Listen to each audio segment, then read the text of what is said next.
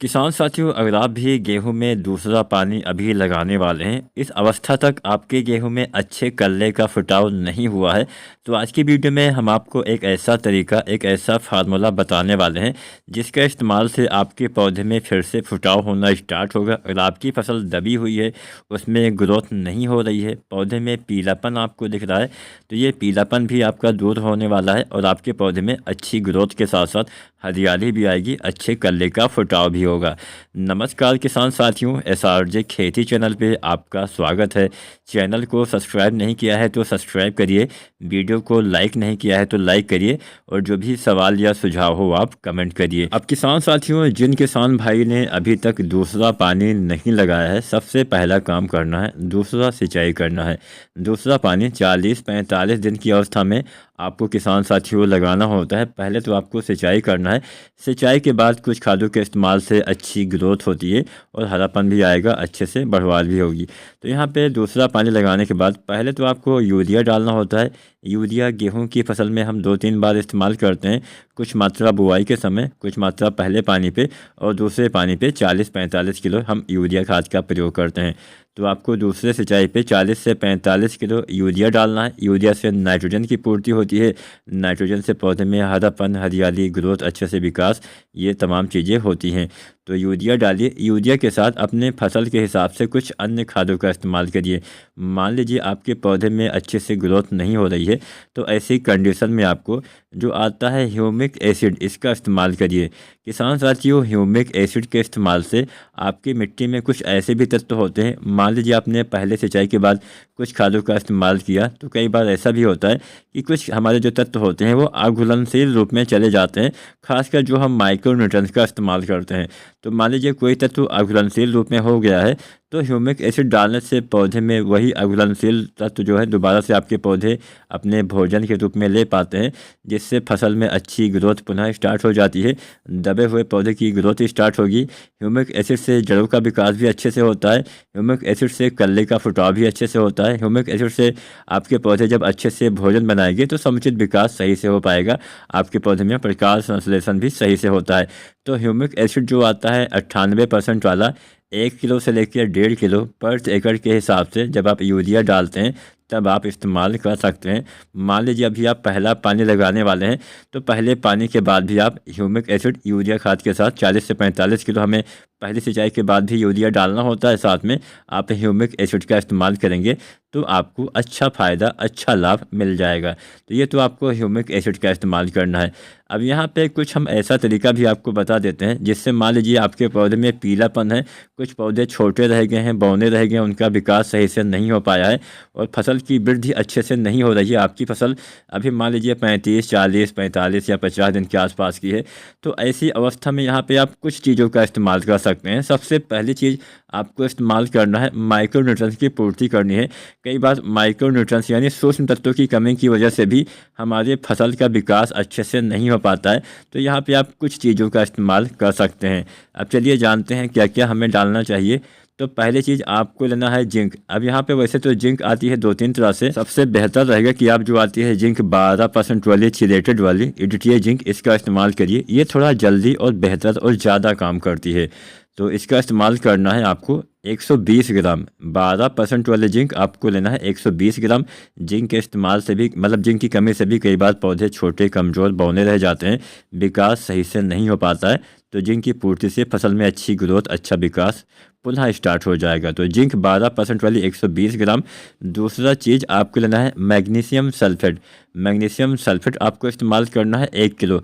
Magnesium sulphate के इस्तेमाल से प्रकाश संश्लेषण बहुत ही अच्छे से, सही ढंग से होता है, जिससे फसल भोजन बहुत अच्छे से बना पाती है।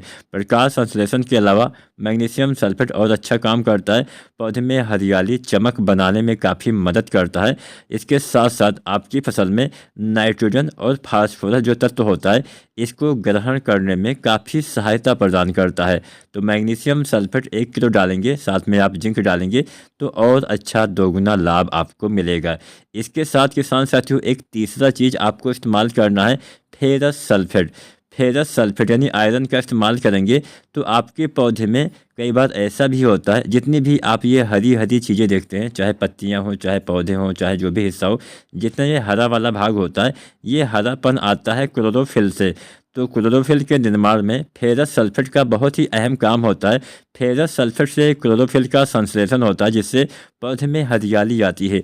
तो कई बार इसकी कमी की वजह से भी हमारी फसल में पीलापन वगैरह आ सकता है, तो इसका भी इस्तेमाल आप करिए। फेरस सल्फेट आपको इस्तेमाल करना है आधा किलो यानी 500 ग्राम, जिससे फसल में हरियाली के साथ साथ अच्छे से पौधे प्रकाश संश्लेषण भोजन सही से बना पाते हैं। तो ये 3 चीज़ हो गया, जिंक, मैग्नीशियम सल्फेट और फेरस सल्फेट।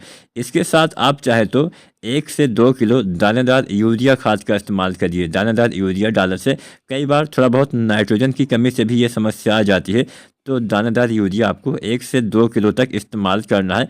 और 5वां चीज़ आपको इस्तेमाल करना है मैग्नीज सल्फेट। कई बार इसकी कमी से भी पीलापन आ सकता है, पौधे भोजन सही से नहीं बना पाते हैं। तो मैग्नीज सल्फेट जो आता है, इसकी आपको 250 ग्राम मात्रा इस्तेमाल करनी है। इसके इस्तेमाल से आपके पौधे में प्रकाश संश्लेषण बहुत ही सही ढंग से होता है। अब प्रकाश संश्लेषण भी बहुत ज़रूरी होता है किसान साथियों। अगर यह प्रक्रिया सही से नहीं हो पाएगी तो पौधे सही से भोजन ही नहीं बना पाएंगे, पौधे का समुचित विकास ही नहीं हो पाएगा। किसी दिन हम प्रकाश संश्लेषण के ऊपर भी वीडियो बनाएंगे। अगर आप सभी किसान साथी कमेंट करते हैं, कम से कम 10 किसान भाई कमेंट करके हमें बताएं कि आप प्रकाश संश्लेषण प्रक्रिया क्या होती है, कैसे ये काम करती है, इसके ऊपर वीडियो बनाई जाए तो बहुत जल्द ये वीडियो भी आपको इसी चैनल पे देखने को मिल जाएगी। तो ऐसे ही यूजफुल और खेती बाड़ी से संबंधित वीडियो देखने के लिए अगर आपने अभी तक SRJ खेती चैनल को सब्सक्राइब नहीं किया है तो आप सब्सक्राइब भी करिए, अपने किसान भाई के साथ वीडियो आप शेयर भी करिए। किसान साथी, आप हमें नीचे कमेंट के माध्यम से यह भी राय, यह भी आप जानकारी प्रदान कर सकते हैं कि आने वाले दिनों में हम किस विषय पे वीडियो बनाएं, किन किन फसलों पे वीडियो बनाएं, जिससे किसान साथियों को थोड़ी और सहायता हो सके। तो यहाँ पे ये जो हमने फार्मूला आपको बताया, जिसमें आपको जिंक लेना है, magnesium sulphate, ferrous sulphate, urea, साथ में आपको मैग्नीज सल्फेट, ये 5 चीज़ें लेनी है। इन 5 चीज़ों का अलग अलग बर्तन में घोल बनाइए। उसके बाद एक साथ टंकी में डाल के इसका आप स्प्रे कर सकते हैं। इसका स्प्रे आप गेहूं की फसल में 25 दिन से लेके और 50-55 दिन तक इस्तेमाल कर सकते हैं। बहुत ही ज़बरदस्त फ़ायदा आपको दिखाई देगा। आपके पौधे में पीलापन है तो पीलापन दूर हो जाएगा। आपके पौधे में अच्छे कल्ले नहीं आए हैं तो कल्ले का फुटाव होगा। आपके पौधे में हरियाली कम दिखती है तो हरियाली आएगी, पौधे में चमक आएगी, पौधे में अच्छे से जान आएगी, अच्छे से ग्रोथ होगी, तो आपको भी बाद में अच्छा उत्पादन अवश्य मिलेगा। तो इसका इस्तेमाल 25 दिन से लेके मतलब 20-22 दिन के बाद से पहले पानी से और दूसरे पानी तक इसका इस्तेमाल करते हैं, बहुत ही ज़बरदस्त फ़ायदा मिलेगा। इसके साथ साथ किसान साथियों, जब आप दूसरा सिंचाई करते हैं तो मान लीजिए आपने दूसरा पानी लगाया और अभी तक आपने पोटास का इस्तेमाल ना किया हो, तो ऐसी दशा में, ऐसी कंडीशन में आप पोटास जो आता है MOP पोटास 60% वाला 25 किलो के आसपास पर एकड़ के हिसाब से यूरिया खाद के साथ मिला के आप इस्तेमाल कर सकते हैं। ना डाला हो तभी डालना है, डाला है तो आपको इस्तेमाल नहीं करना है। तो बस यही सब चीज़ें आपको करनी होती है। इसके बाद गबोट अवस्था आ जाती है, जब बालियाँ तने के अंदर बनना चालू हो जाती हैं। इस अवस्था में आपको NPK 05234 का प्रयोग करना है, जिससे आपकी समस्त बालियों के अंदर दाने का विकास, बालियों का विकास अच्छे से हो पाएगा। NPK 05234 1 से 1.5 किलो आपको डालना है। इसके साथ में बोरोन डालिए 20% वाला 100 ग्राम। तो ये 2 चीज़ें बालियाँ निकलने से पहले इस्तेमाल करना है। गेहूँ में तीसरा पानी 65 से 70 दिन की अवस्था में आपको लगा देना चाहिए। वीडियो अगर अच्छी लगी हो तो लाइक शेयर करें और चैनल को सब्सक्राइब करें। धन्यवाद।